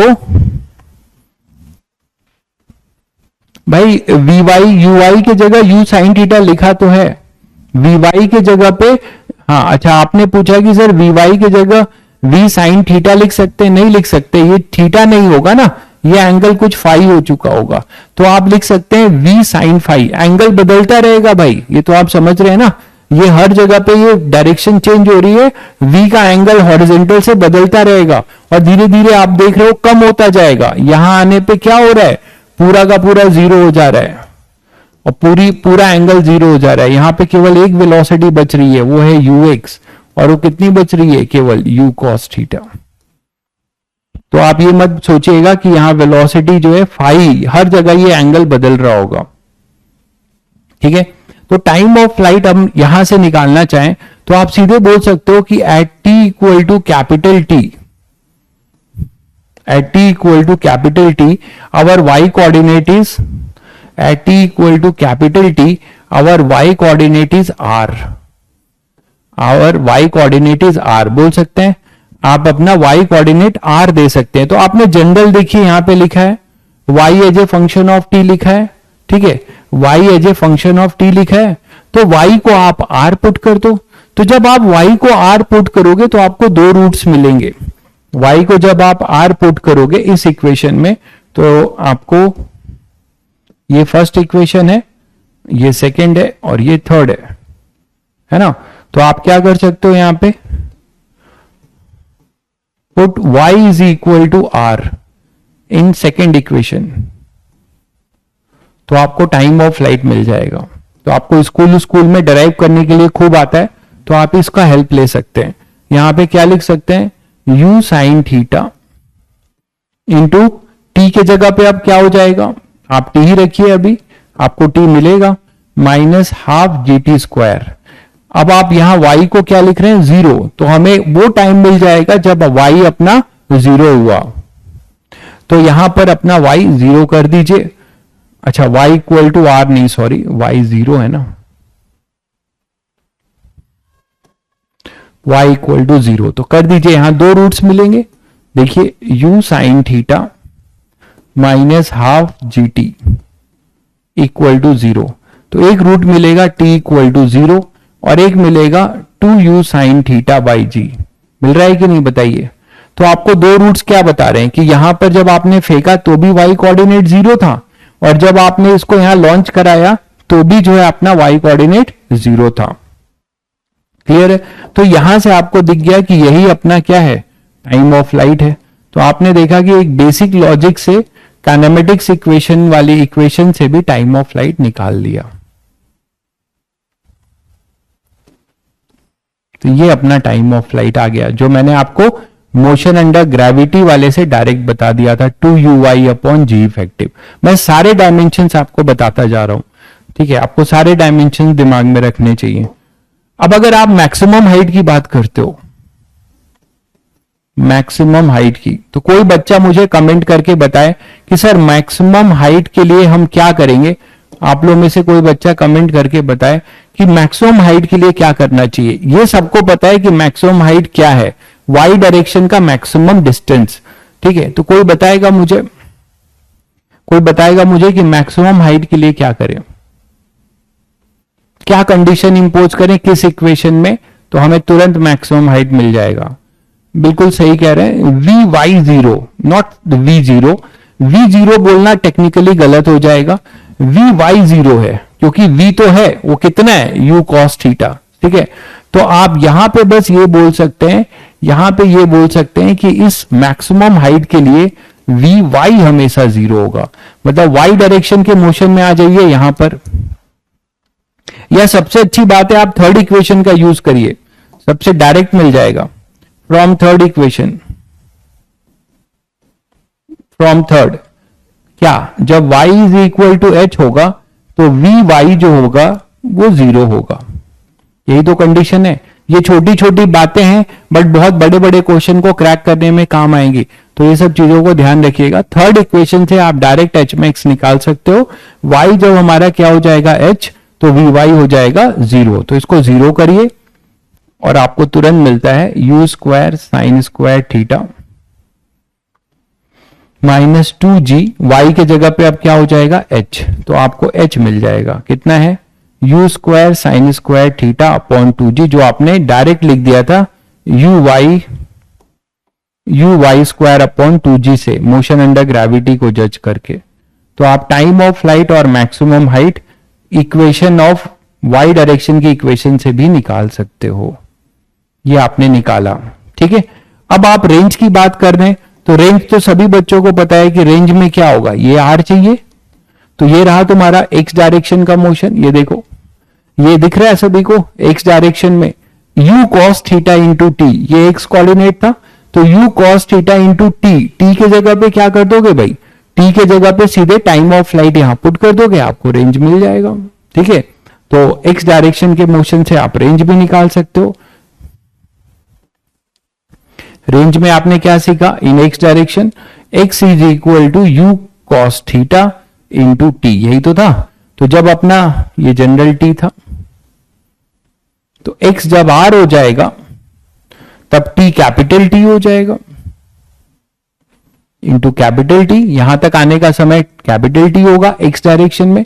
तो यहां से आप जब t की वैल्यू पुट करोगे तो वही चीज फिर से मिल जाएगी, u square sine 2 theta by g. तो ये आप इस तरीके से रेंज भी निकाल सकते हो। तो इस तरीके से बेसिक इक्वेशन से भी आप तीनों फॉर्मूले डिराइव कर सकते हो, और आप जनरल इक्वेशन लिखना सीख चुके हो कि कोई भी आप जनरल इक्वेशन कहीं का भी लिख सकते हो, ठीक है। अच्छा, यहां पे अगर कोई बच्चा पूछे कि सर tan फाई कैसे निकलेगा, तो बहुत आसान है, वेक्टर आपने पढ़ा है। tan फाई क्या लिखोगे यहां पे बताओ, Vy अपॉन Vx, है ना, ये हो जाएगा tan फाई। और Vy लिखना आता है, अभी अभी आपने ये Vy लिखा है, और Vx तो आपको पता है वो कांस्टेंट रहेगा, u cos थीटा रहेगा। तो यहां से हर टाइम पे कोई एंगल भी निकालना चाहो कि वो कोई भी प्रोजेक्टाइल का कोई वेलोसिटी वेक्टर कितना एंगल बना रहा होगा हॉरिजॉन्टल से, स्पीड ऑफ प्रोजेक्शन तो थीटा है, लेकिन बाकी एंगल भी आप निकालना चाहो तो यहां से निकाल सकते हो, tan phi equal to Vy upon Vx से। क्लियर है?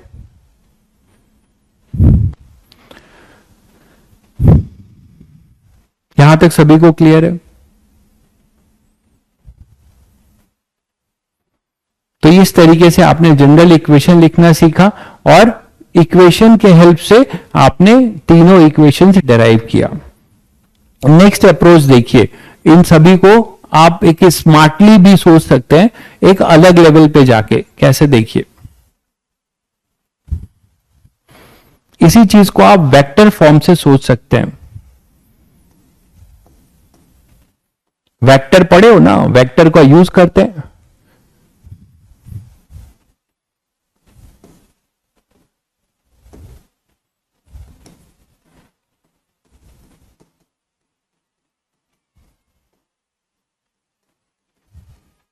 Projectile motion. प्रोजेक्टाइल मोशन में वेक्टर फॉर्म वाली इक्वेशन से भी आप डायरेक्ट चीजों को करेंगे और एक बहुत स्मार्ट अप्रोच है ये। देखिए अच्छे क्वेश्चन शायद आप बहुत इजीली कर पाए। पहले तो इक्वेशन लिखना जान लीजिए, ये बताया भी था आप लोगों की वी वेक्टर है ना, 3 काइनेमेटिक्स इक्वेशन कैसे लिखते थे। u यहां पे लिखा जाएगा u माइनस जी टी, यही तो लिखोगे u माइनस, पहला इक्वेशन जो लिखोगे वेक्टर फॉर्म में। मोशन अंडर ग्रेविटी की बात कर रहे हैं तो v हमारा जो भी काइनेमेटिक्स तीनों इक्वेशन किस पे एप्लीकेबल है, ठीक है, किस पे एप्लीकेबल है, क्वेश्चंस पे आएंगे भाई, क्वेश्चन ही क्वेश्चन होंगे, टेंशन मत लीजिए, पहले पढ़िए, तो आज पहली क्लास है। तो v को आप क्या लिख सकते हैं, v को आप लिख सकते हैं क्या, मोशन अंडर ग्रेविटी में V Y is equal to you Y plus 2gh, ऐसे लिखते थे ना। अब ये जनरल v जो है आप क्या लिखोगे, जनरल v आप लिखने जा रहे हो, पहले मैं आपको तीनों वेक्टर फॉर्म यही तो लिखते थे, प्लस वेक्टर ए टी, ये बताया था आप लोगों को। s वेक्टर क्या लिखते थे, u vector t plus half a vector t square, और v स्क्वायर क्या लिखते थे, v स्क्वायर को आप क्या लिखोगे, v डॉट v, है ना, v dot v, v square को क्या लिखोगे, v dot v equal to u square, u dot u, क्योंकि दोनों दो dot product a dot b, a dot b क्या होगा, a डॉट a क्या होगा, a स्क्वायर, है ना, b डॉट b क्या होगा, b स्क्वायर, वही चीज है। तो यहां पे u स्क्वायर प्लस 2as, ये जनरल है, a डॉट s, ये जनरल 3 काइनेमेटिक्स इक्वेशन है। इसको अगर आप मोशन अंडर ग्रेविटी से रिलेट करो तो बस a की जगह पे क्या आ जाएगा यार, g ही तो आएगा। a की जगह पे क्या आ जाता है, g ही आ जाता है, मानते हो ना, ये जनरल है। तो अगर आप प्रोजेक्टाइल में आ जाओ, तो प्रोजेक्टाइल में आप बात करें तो हमारे पास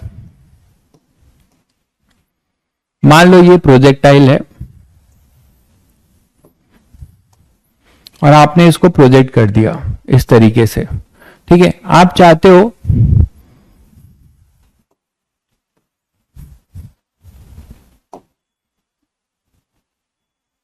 आपने इसको प्रोजेक्ट कर दिया, ठीक है। अब आप चाहते हो कि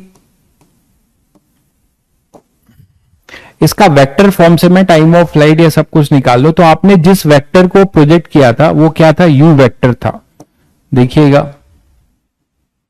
भाई, स्पेशल चीजें समझने के लिए आपको थोड़ा सा स्पेशल होना पड़ेगा, मतलब स्पेशल होने का मतलब बस फोकस रखिएगा और कोई बात नहीं है। रुकिए,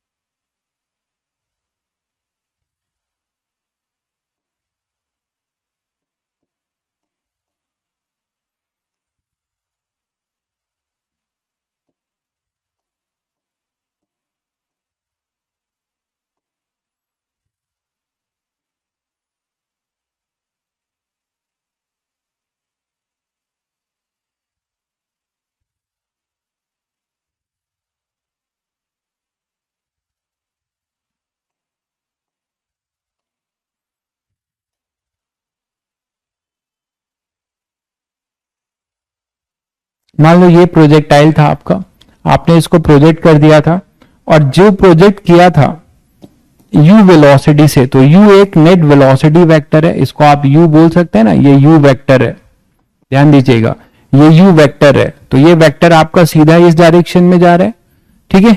अब उसके बाद ये t इक्वल टू 0 था, तो यहां पर आप ये जो डिस्टेंस है वो क्या लिखेंगे भाई, बताइए। ये डिस्टेंस, ये ओरिजिन है, तो ये पोजीशन वेक्टर जो होगा वो पूरा आप क्या लिखेंगे, ये 0 है, t इक्वल टू 0 है, ये अपना t इक्वल टू 0 है।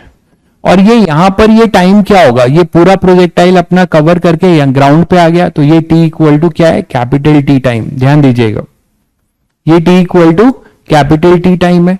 तो मैं कह रहा हूं कि ये पोजीशन वेक्टर क्या लिखोगे, r वेक्टर क्या लिखोगे, ये पूरा आर वेक्टर क्या लिखोगे आप, ये लिख सकते हो you vector into T, you vector into capital T, you vector into capital T लिख सकते हो कि नहीं बताओ। ये पूरा ए बी और ये है मान लो सी, तो ए बी क्या लिख सकते हो, ए बी क्या लिख सकते हो, ए बी अगर आप वेक्टर लिखना चाहो, ये पूरा ए बी वेक्टर वो डिस्टेंस है तो क्या लिखोगे यू वेक्टर इंटू टी, यही तो लिखोगे यू वेक्टर इंटू टी, ये लिख सकते हो कि नहीं बताओ। आप बोलोगे सर यहां पे चीजें बदल नहीं रही हैं, बिल्कुल बदल रही हैं। आप यहां पर ये जो वेलोसिटी वेक्टर है इसीलिए तो आपने वेक्टर लिखा है, ये चेंज होता रहेगा, u जो है आपका क्या होता रहेगा, ये इधर यहां पे जितना भी जाएगा यहां से u वेक्टर इंटू टी आपका जो है चेंज होगा, तो आपने u वेक्टर इंटू टी इस लेंथ को लिखा पूरा, मतलब u इंटू टी जो लिख रहे हैं u वेक्टर इंटू टी, ये टोटल लेंथ हो गया। अच्छा बीसी लेंथ बताएंगे क्या होगा, बीसी लेंथ क्या होगा, बीसी वेक्टर क्या लिख सकते हो, ये मोशन अंडर ग्रेविटी से सोचो, ये जी है यहां पर तो क्या लिख सकते हो हाफ जी वेक्टर इंटू जो भी टाइम होगा, जो भी टाइम होगा क्या होगा T square, half A T square, S equal to half A T square लिखते हो। मतलब ये कहां से लिखा है कोई बताएगा मुझे, ये मैंने कहां से लिखा है, ये देखो ये लिखा है भाई, ये इसको यूज कर रहा हूं यहां पे मैं, एक तरीके से ये पूरा एस वेक्टर है, ये जो एस वेक्टर है इसको क्या लिखा जा रहा है u vector T plus half G T square, ये समझ पाए बिल्कुल। तो ये दो वेक्टर है, एक वेक्टर है u टी पूरा ए बी वेक्टर, और ये पूरा b से c half A T square, यहां से पार्टिकल को ड्रॉप करते हो तो यहां से यहां की डिस्टेंस क्या लिखते हो हाफ ए टी स्क्वायर, तो बस a के जगह पे g है और वो g में वेक्टर आपने लगाया है। क्लियर है सभी को। अब ये मान लेते हैं एंगल थीटा है, यही तो थीटा एंगल था स्पीड ऑफ प्रोजेक्शन।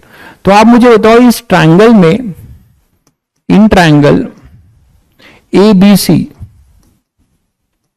ठीक है, साइन थीटा क्या लिख सकते हो, राइट एंगल ट्रायंगल है, दिख ही रहा है सभी को, ये राइट एंगल ट्रायंगल है, तो साइन थीटा क्या लिख सकते हो यार, साइन थीटा लिख सकते हो आप B C upon hypotenuse A B, देखिएगा ध्यान से।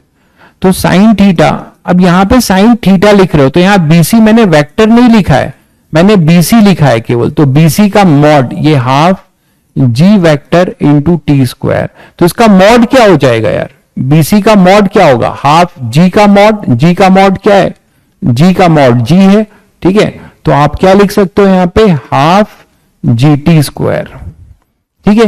ये सबको क्लियर हुआ, बीसी वेक्टर बीसी का मॉड है, तो बीसी का भाई जी वेक्टर आप क्या लिखते हो भाई, यही तो लिखते हो माइनस जी जे कैप, यही तो लिखोगे, तो इसका मैग्नीट्यूड कितना है जी है, तो जब आप बीसी मैग्नीट्यूड लिख रहे हो टाइम तो मैग्नीट्यूड ही रहता है, तो हाफ टी स्क्वायर और जी वेक्टर का मैग्नीट्यूड हो गया जी, ठीक है, तो हाफ जी टी स्क्वायर, और प्लस यहां पे ए बी क्या लिख सकते हो, ए बी देखो क्या है u वेक्टर इंटू टी, तो आप इसको क्या लिख सकते हो नेट इसका ut, इसको आप ut लिख सकते हो, ठीक है। तो यहां से आप देखो आपको तुरंत टाइम ऑफ फ्लाइट मिलता है, कितना मिलेगा t से t कैंसिल करो तो आपको टाइम ऑफ फ्लाइट मिलता है two you sine theta upon में g, मिलता है कि नहीं। तो आप इस तरीके से वेक्टर इक्वेशन से भी आप टाइम ऑफ फ्लाइट निकाल सकते हो। आपको एक अप्रोच मैंने ये भी दिया कि आप इसको वेक्टर अप्रोच से भी कर सकते हो, ठीक है। तो t equal to you sine theta by g, ये आ गया, क्लियर है।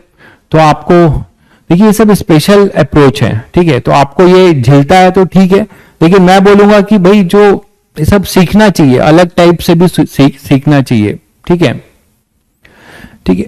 तो अब यहां पे t हो जाएगा two you sine theta by g, सारे अप्रोच सीखिए। तो यहां पे आपने ये निकाला, आप बोलोगे सर मैक्सिमम हाइट कैसे निकाला जाए इसी मेथड से, तो चलिए अब हम लोग मैक्सिमम हाइट भी निकालते हैं इसी मेथड से, ठीक है। पहले ये देख लीजिए, सिंपल था कि u वेक्टर से आपने प्रोजेक्ट किया तो u वेक्टर इंटू टी, इस डायरेक्शन की डिस्टेंस t टाइम की डिस्टेंस मैंने निकाली, और ये u वेक्टर है, वेक्टर हमेशा चेंज होगा, है ना।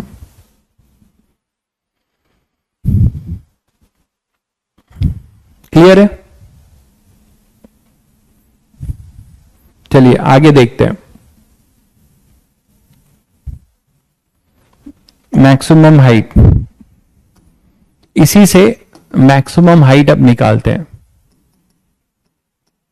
मैं ये तीसरा अप्रोच आप लोगों को बता रहा हूं, एक डायरेक्ट, ये थर्ड अप्रोच सिखा रहा हूं, ठीक है। Time of flight, maximum height और इसका। ए बी में टी से क्यों मल्टीप्लाई किया, क्योंकि ए बी अपना डिस्टेंस है। देखिए ए बी में आप केवल यू तो वेलोसिटी है ना भाई, तो ए बी डिस्टेंस है ना, ये ए बी डिस्टेंस लिया है, ये डिस्टेंस है, तो आप ए बी को क्या लिखोगे, speed in you vector into T, ये जो डिस्टेंस है पोजीशन वेक्टर है ना ए बी अपना पोजीशन वेक्टर है, तो उसको यू थोड़े लिखेंगे, उसको तो डिस्टेंस लिखेंगे ना। तो वो यहां से यहां पर आने का पूरा जो ए बी वेक्टर है वो अपने पास कितना हो जाएगा, टी टाइम में ये पोजीशन वेक्टर कितना लंबा हो गया होगा। अभी ये यहां पर है, फिर ये यहां चला, फिर ये यहां चला तो इतना बड़ा हुआ, फिर यहां चला तो ये पोजीशन वेक्टर इतना बड़ा हुआ, समझ गए। तो यहां से आप कर सकते हो। अगर इसी को आप मैक्सिमम हाइट से करना चाहो तो मैक्सिमम हाइट का अप्रोच देखिए, इसी में मैक्सिमम हाइट के लिए आप क्या बोल सकते हो,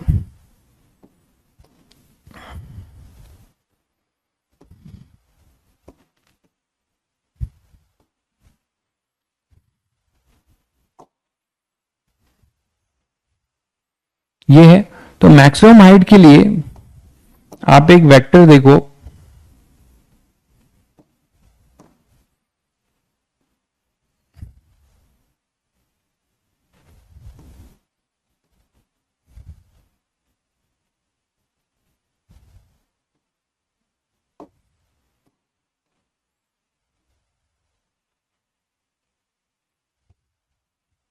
तो ध्यान दीजिएगा सब लोग, यहां पर ये u था, आपने इसको u वेक्टर अभी आपने देखा, ये क्या वेक्टर है अपना ut,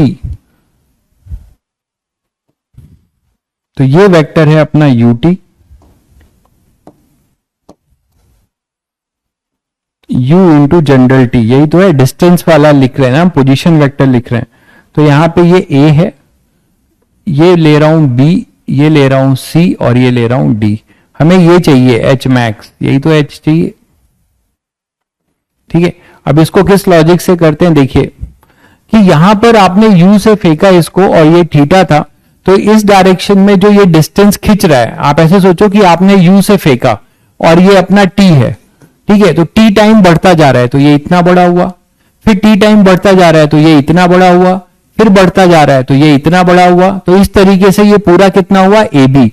तो जनरल इसको आप क्या वेक्टर लिख सकते हो, u वेक्टर इंटू जनरल आप t वेक्टर लिख सकते हो।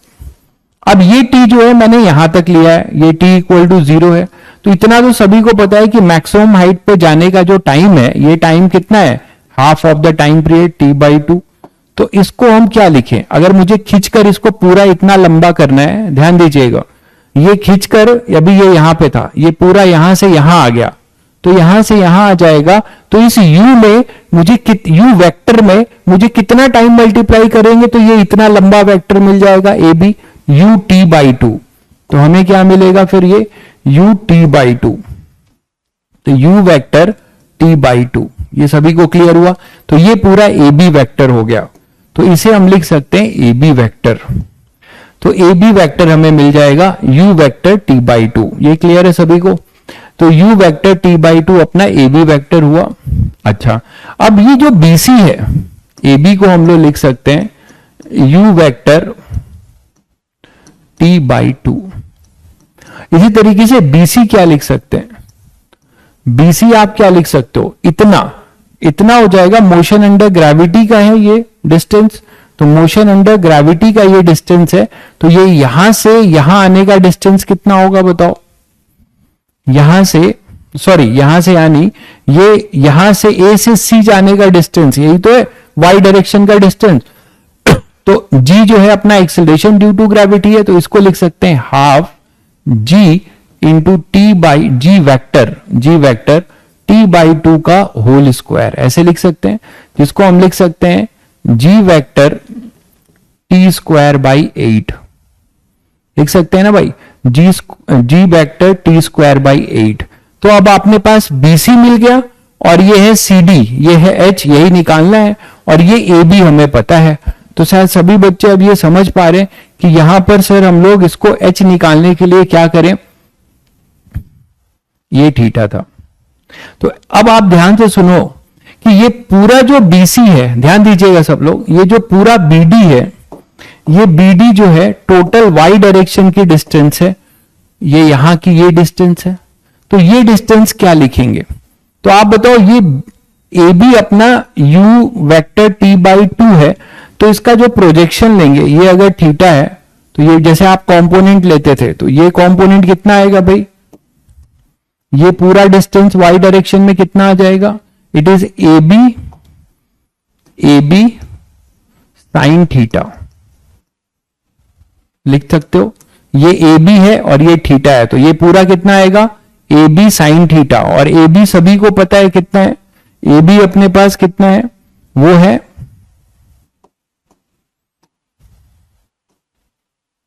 ये AB साइन थीटा होगा। तो ये पूरा AB साइन थीटा किसके बराबर है, BC प्लस CD के बराबर है। तो अपना जो AB साइन थीटा है, ये AB साइन थीटा है, वो है BC प्लस CD के बराबर। मानते हो कि नहीं, ये जो AB साइन थीटा है वो अपने पास क्या है, BC प्लस AB के बराबर। हाँ, ये t/2, ये t/2 इसलिए लिखा गया है क्योंकि मैंने पूरा केवल B तक, टॉप तक का लिया है भाई। तो यहां से यहां का टाइम जो होगा वो t/2 ही होगा। तो ये वेक्टर जो है u इंटू t/2, वो सही है। तो AB sine theta, AB sine theta, AB नहीं होगा, AB साइन थीटा होगा। तो AB साइन थीटा को आप लिख सकते हो, ये लेंथ कितना है, BC प्लस CD। अब आप लिख लो AB साइन थीटा, क्या लिखोगे, AB कितना है, ut/2। अगर मॉडुलस लोगे तो u वेक्टर का मॉडुलस u आएगा, तो ये लिखोगे ut/2 sine theta equal to BC। BC कितना हो जाएगा, BC वेक्टर कितना था, 1/8 g वेक्टर t स्क्वायर। तो इसका मैग्नीट्यूड मॉड g होगा, मतलब g(t²/8), ये हो जाएगा BC प्लस CD। CD क्या हो जाएगा भाई, वो हो जाएगा h। CD अपने पास कितना हो जाएगा, वो हो जाएगा h। ये क्लियर है सभी को, ये सभी को क्लियर है।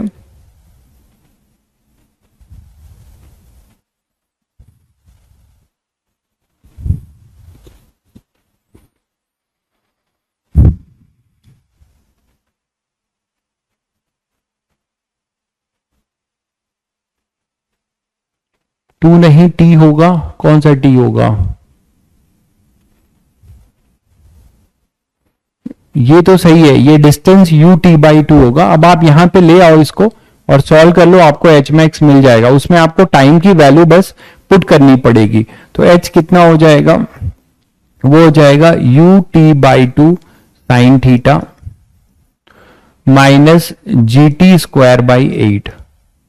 तो h आपके पास मिल जाएगा u sine theta by 2 into T आपको पता है कितना है, 2u sine theta by G. T की वैल्यू पुट कर रहा हूं, माइनस g/8 और 2u साइन थीटा बाई जी का होल स्क्वायर।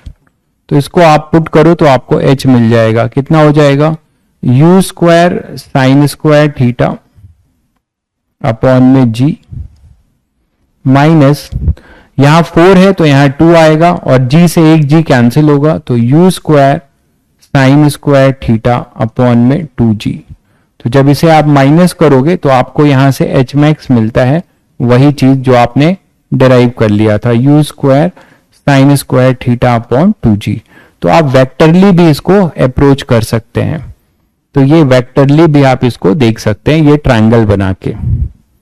ये क्लियर है, मतलब यहां पे हमने एक चेंज किया है, ये जो लेंथ है ना अपना पूरा, ये AB लेंथ है, तो हमें वहां पर पूरा AB लेंथ चाहिए था, अब हमें AB लेंथ नहीं चाहिए, हमें y डायरेक्शन की लेंथ चाहिए। तो इसका कंपोनेंट लिया गया है, सिंपल है ना। तो इसका कंपोनेंट लोगे तो क्या होगा, इधर ये थीटा है, ये 90 माइनस थीटा है, ऐसे भी देख सकते हो। ये पूरी लेंथ है u वेक्टर t/2, इसको आप इधर लेके आओगे तो u vector t/2 sine theta हो जाएगा। और ये ये जो टोटल लेंथ है वो जब ये नीचे आ रहा होगा, यहां से यहां की जो डिस्टेंस है ये वाली BC, वो कितनी होगी भाई, हाफ G T/2 स्क्वायर ये वाली, और प्लस ये H होगा। क्लियर है? BD डिस्टेंस कैसे है, देखिए BD के लिए मैंने ये बोला कि आप ऐसे सोचो कि आप यहां पे टॉप मोस्ट पॉइंट पे हो, यहां से आपको यहां आना है, तो G acceleration due to gravity है, तो हाफ G, और यहां से यहां का जो टाइम है ये वो T/2 का टाइम है। तो जब ये पूरा वेक्टर यहां से यहां जा रहा होगा तो ये 0 पे था, इसको खींचकर आपने B तक पहुंचाया तो टाइम हो गया T/2, तो T/2 टाइम में नीचे उतरने का टाइम क्या होगा, इतना, हाफ G T/2, और प्लस ये H होगा, तो ये जो है वो इसके बराबर होगा, उसी को इक्वेट किया गया है और T की वैल्यू यहां पे लगा दी गई है। लास्ट स्टेप में क्या है, यही तो है, AB sine theta equal to this plus this, यही तो किया गया है। मॉड लिखने में G का मॉड G ही हो गया, और CD तो H ही था, और U वेक्टर T/2 का मॉड जो हो जाएगा अपना U T/2, और ये AB साइन थीटा। सही तो है? सही है भाई, रिजल्ट भी सही आ रहा है। LCM रॉन्ग है, 2 से 2 कैंसिल हुआ, यहां पे 4 है तो 4 से 8 कैंसिल हुआ तो 2 आया, तो LCM जब लोगे तो 2G ही तो आएगा भाई LCM, क्या दिक्कत है? LCM रॉन्ग नहीं है, सही है। यहां पे आपने 4 को 2 से कैंसिल किया 8 से, तो यहां 2 आएगा, इन दोनों का LCM लोगे तो आपको 2 ही तो मिलेगा। सही है, 2G ही तो मिलेगा।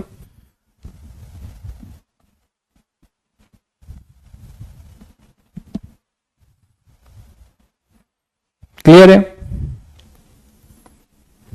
ठीक है, तो ये इस तरीके से आप एक अप्रोच ले सकते हो मैक्सिमम हाइट का भी। एक और अप्रोच आपको बताऊंगा ग्राफ का, ठीक है, ये चौथा अप्रोच होने जा रहा है, टाइम ऑफ लाइट और मैक्सिमम रेंज निकालने का। आपको एक ग्राफिकल अप्रोच भी हम लोग डिस्कस करेंगे कल, और फिर आगे बढ़ेंगे। क्लियर है? तो ये सब देखिए, ये सब अप्रोच आप घर में बैठ के इसी मेरे साथ सोचोगे, आपका क्या होगा, देखिए कि आपका थिंकिंग लेवल बढ़ेगा। तो ये उनके लिए, देखिए सब नहीं भी पढ़ेंगे तो आप सेलेक्ट हो जाएंगे, ये भी मैं बता दूं, ये नहीं भी पढ़ेंगे तो सेलेक्ट हो जाएंगे, लेकिन ये अप्रोच उनके लिए जो अच्छी रैंक से सेलेक्ट होना चाह रहे हैं। ये आप नहीं भी पढ़ोगे तो भी सेलेक्ट हो जाओगे, बट जो अच्छी रैंक लाते हैं जो बच्चे, अलग लेवल से सोचते हैं वो, ठीक है। तो आप अभी एकदम बिगिनर हो, तो आप अभी से आदत डालोगे ऊट पटांग सोचने की इस तरीके से, तो आपको जो है आपका लेवल बहुत हाई होता जाएगा। तो एक टाइम आएगा जब आप 12th क्लास को पार करते जाओगे तो आपकी सोचने की शक्ति बहुत अलग होगी, और जब आपकी सोचने की शक्ति भीड़ से अलग होगी तभी तो आप रैंक लाओगे। सेलेक्ट तो आप हो ही जाओगे, सेलेक्ट आप घिसाई करके सेलेक्ट हो सकते हो, 8,000 7,000 10,000 है ना, 5,000 रैंक, 2,000, मतलब ये स्पेशल जो बच्चे होते हैं जो अंडर 500 भी स्पेशल नहीं होते, अंडर 100 को मैं स्पेशल मानता हूं, नो डाउट, वो एक अलग लेवल पे सोचते हैं, ठीक है। अलग लेवल पे तो कायदे से टॉप 10 के 20 वाले ही सोचते हैं, बाकी तो अपनी मेहनत से ही होते हैं, खूब घिसाई करके, खूब वैरायटी ऑफ क्वेश्चंस करके, ठीक है। लेकिन हमें सब कुछ जानना है, तो मैं आपको धीरे धीरे आदत डला रहा हूं कि आप इस तरीके से सोचना शुरू करेंगे, ठीक है। बाकी आपकी मर्जी है, आपको ये अच्छा नहीं लगता इस पन्ने को फाड़ देना, ठीक है। आपको बेसिक मेथड तो बताया ही है, उससे आप काम चलाना, ठीक है। चलिए फिर मिलते हैं कल।